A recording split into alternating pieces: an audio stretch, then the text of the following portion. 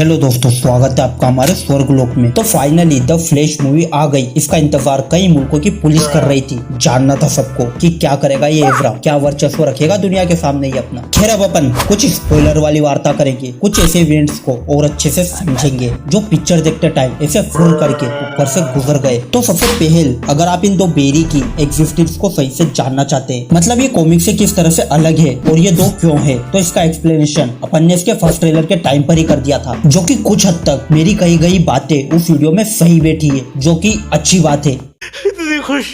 अब इसके बाद अपन द फ्लैश के टाइम ट्रेवल को समझते हैं और इसका कैसे कनेक्शन बैठता है मल्टीवर्स से, जो कि समझना ज्यादा पेचीदा नहीं है, पर ये ऐसे पेचीदा बना देते हैं लास्ट में निप्पल वाले बैटमैन को दिखाकर। अब जो निप्पल वाले बैटमैन को लास्ट में देखकर थोड़ा कंफ्यूज हुए, मतलब आपका ये मानना हो सकता है कि बेरी ने सब कुछ लास्ट में ठीक तो कर दिया था, तो इसके बाद ब्रूस कैसे बदल गया, निप्पल वाला बैटमैन कैसे आ गया। तो इसका साफ आंसर यही है कि बेरी यहाँ तक भी ज्यादा कुछ नहीं समझा टाइम इवेंट्स के बारे में, क्योंकि द फ्लैश मूवी का सेंट्रली यही था कि अगर हम पास्ट को चेंज करते हैं किसी भी ढंग से, बड़े रूप से या छोटे रूप से, उसका असर फ्यूचर पर पड़ेगा ही। और इसीलिए ही द फ्लैश मूवी में बड़े सिंपल तरीके से बेरी ने सिर्फ टमेटो वार का जगह चेंज कर अपनी मॉम को बचा लिया। जबकि अगर हम कॉमिक या फिर CW का फ्लैश शो ही उठाकर देखे तो उसमें बेरी को अपनी मॉम को बचाने के लिए एड़ी चोटी तक जोर लगाना पड़ता है, रिवर्स फ्लैश चलाना पड़ता है, उसे अपनी मॉम को मारने से रोकना पड़ता है, तब जाकर कहीं बेरी की मॉम बच पाती है। पर यहाँ पर इनकी सादगी समझो, ये टमेटो वार की जगह बदल देना भले ही काफी सादा सा लग रहा है बाकी की फ्लैश की स्टोरी से, पर यही तो इस मूवी के राइटर्स डायरेक्टर्स दिखाना चाहते थे अपनी पूरी मूवी की स्टोरी से। जहां हम अगर ध्यान दें माइकल कीटन के ब्रूस वेन द्वारा टाइम ट्रेवल का एक्सप्लेनेशन जो उन्होंने दिया था, तो उसमें उन्होंने साफ साफ कहा था कि अगर पास्ट को चेंज किया जाता है तो फ्यूचर के साथ साथ पास्ट भी चेंज होगा। यानी कि DCU में आलम कुछ ऐसे है कि जो होना तय है अगर वो नहीं होता है, अगर पास्ट को बदलकर फ्यूचर वैसा नहीं बनता जैसा बनना चाहिए था, तो जो DC यूनिवर्स है वो खुद को नए फ्यूचर में ढाल लेता है। और जो बाकी टाइम ट्रेवल मूवीज में होता है जैसे कि एवेंजर्स ही, तो उसका जो यूनिवर्स है वो कहता है कि तुम अगर मेरी लिखावट पर संदेह करोगे तो मैं तुम्हारा पन्ना ही फाड़ कर अलग कर दूंगा। यानी कि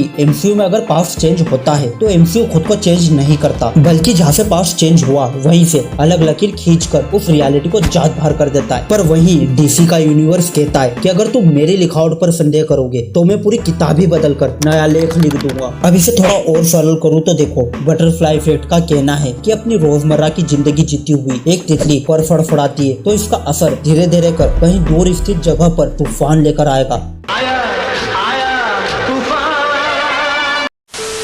और अब अगर MCU के यूनिवर्स का कोई नागरिक उस आए हुए तूफान को रोकता है तो उसके ऐसा करने से जो डिस्ट्रक्शन होना था तूफान आने के बाद वो नहीं होता, और ये इवेंट बदल देने के बाद जो फ्यूचर होगा वो इसके बाद का ही होगा। पर वही कोई DC यूनिवर्स का नागरिक इस तूफान को रोकता है तो DC यूनिवर्स इस छेड़छाड़ को कुछ इस तरीके से हैंडल करता है कि इन सब के बाद वो फ्यूचर बदलेगा, साथ ही साथ वो पास्ट को भी ऐसे बदलेगा जैसे कि वो तूफान का आना तय था ही नहीं। यानी कि DC यूनिवर्स उस तितली को पर फड़फड़ाने देगा ही नहीं किसी के तूफान को रोक देने के बाद, जिस कारण जो असर धीरे धीरे हो रहा था तितली के पर फड़फड़ाने के बाद वो असर भी नहीं होगा। और इसलिए ही DCU में बेरी के पास्ट चेंज कर देने के बाद फ्यूचर के साथ साथ पिछला पास्ट भी चेंज हो गया, क्योंकि इस यूनिवर्स ने खुद को फिर से रीराइट किया है इस पर्टिकुलर इवेंट के लिए। अब बड़े गंदे ढंग से समझाया, मैं मानता हूँ। खैर अब अगर निप्पल वाले बैटमैन यहाँ पर क्यों है इसकी बात करें तो इसका जवाब भी साफ है। यहाँ पर हम फिर से राइटर्स की तारीफ करेंगे। अभी निप्पल वाले बैटमैन का रीजन कुछ ऐसा है कि जो बेरी ने लास्ट में टोमेटो जार उठाकर ऊपर के खाने में रखा, जिस कारण उसके पिता जेल से बरी हो गए। और इसी पॉइंट को हाईलाइट करते हुए अपन ने कहा था कि बेरी अभी भी टाइम इवेंट्स को सही से नहीं समझ पाया है, क्योंकि बेरी ने ये तो जान ही लिया था कि पास्ट को बदलना बुरा है, और उसने फिर भी वही हरकत करी। अब भले ही बेरी ने पास्ट नहीं बदला, पर उसने जो मेन टाइमलाइन में इवेंट होना था वो भी नहीं होने दिया। यानी कि जो बेरी के पिता है उनका जेल से छूट पाना मुश्किल था, क्योंकि वो उस सोप वाली क्लिप में सही से दिख नहीं पा रहे थे। लेकिन बेरी ने टमेटो जार ऊपर रखकर उसके पिता को उस वीडियो क्लिप में दिखाई दिया। पर यही तो पॉइंट है, इस यूनिवर्स में जितने भी इवेंट होने थे वो पहले से ही तय थे, और बेरी के पिता का जेल में ही रहना एक मेजर पॉइंट है जो बेरी ने चेंज कर दिया। यानी कि देखो, इनडायरेक्टली बेरी ने फ्यूचर तो बदला ही है, इसमें कोई दो राय नहीं है। और बेरी की इसी हरकत को DC यूनिवर्स ने धीरे धीरे चेंज कर खुद में समा लिया है, और इसीलिए यहाँ ये निप्पल वाला बैटमैन खड़ा है, क्योंकि सृष्टि यही चाहती है। और इस मूवी में हमें भर भर के बैक टू द फ्यूचर के रेफरेंस दिए गए हैं, जिसमें जो अपने main lead character Marty McFly थे, वो first Back to the Future में अपने पास्ट के कबाड़े को साफ करके प्रेजेंट में आते हैं, सेम जैसा कि बेरी ने किया। और बैक टू द फ्यूचर 2 में मार्टी अपने फ्यूचर के कबाड़े को ठीक करने जाता है। तो शायद इसी रास्ते चल अगली बार बेरी अपने फ्यूचर को सेव करे, क्योंकि कबाड़ा तो देखो हुआ है। और इस बार देखो बेरी एकदम ब्लाइंड रहेगा इवेंट्स को लेकर, क्योंकि पास्ट में तो उसे सब कुछ पता था कि क्या क्या होने वाला है। पर फ्यूचर को लेकर बेरी के शायद थोड़े पैर लड़खड़ा जाए, क्योंकि वो फ्यूचर के बारे में तो कुछ नहीं जानता। और यहीं पर शायद इसे रिवर्स फ्लैश आकर मैनिपुलेट करे, जैसा कि फ्लैश के शो में इयोबर्ट बेरी को क्या करता था।